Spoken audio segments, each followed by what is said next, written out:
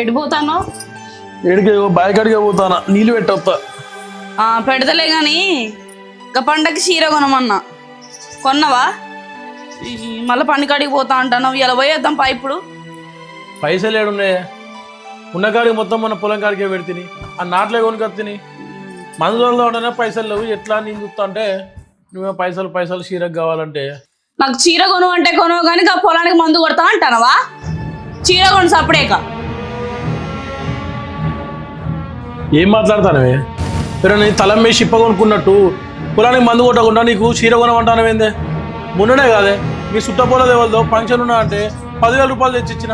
ఇప్పుడు ఏడికెళ్ళి తేవాలి చీర అంటే?